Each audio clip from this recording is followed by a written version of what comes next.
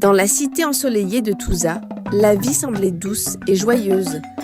Les habitants travaillaient leurs champs, les enfants couraient dans les ruelles et les rires résonnaient chaque soir autour des feux. Mais Touza avait aussi une réputation bien particulière. Ces femmes étaient réputées pour leur grande beauté.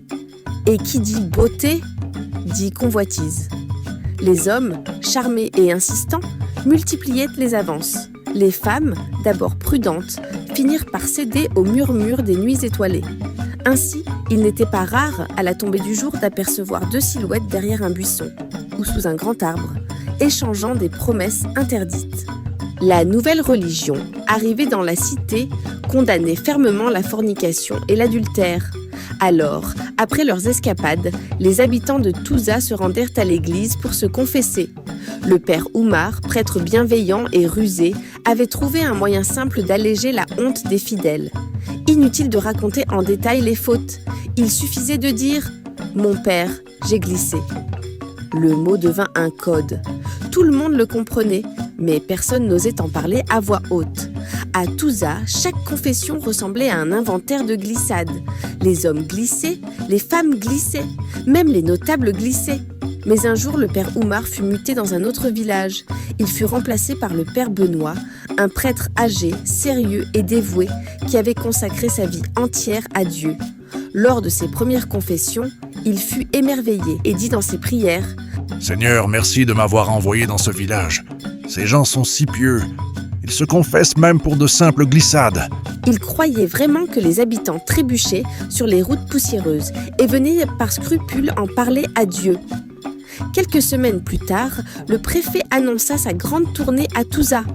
Le jour venu, tout le village était réuni sur la grande place. Les autorités traditionnelles et religieuses étaient présentes, le maire en tête.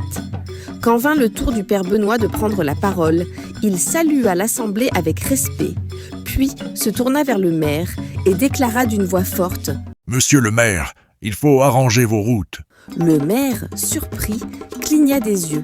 Il ne comprenait pas. Du moins, pas encore. Alors Benoît insista. « Oui, vos routes. À cause de leur mauvais état, tout le monde glisse. Tous les jours, dans mon confessionnal, j'entends les plaintes. Les enseignants glissent, les médecins glissent, les cultivateurs glissent, la femme du sous-préfet glisse, la fille du procureur glisse, le procureur lui-même glisse, même le chef du village glisse. Et vous-même, monsieur le maire, vous avez glissé l'autre jour. » À ces mots, la place se transforma en un véritable théâtre de rire. Les femmes se tenaient le ventre, les enfants applaudissaient, et même les notables ne purent retenir leurs éclats. Le pauvre maire, rouge comme un piment, leva timidement la main et dit « C'est bien noté, monsieur le curé. Nous allons arranger nos routes. » Mais la foule éclata de plus belle. Le rire dura si longtemps qu'il couvrit le reste de la cérémonie.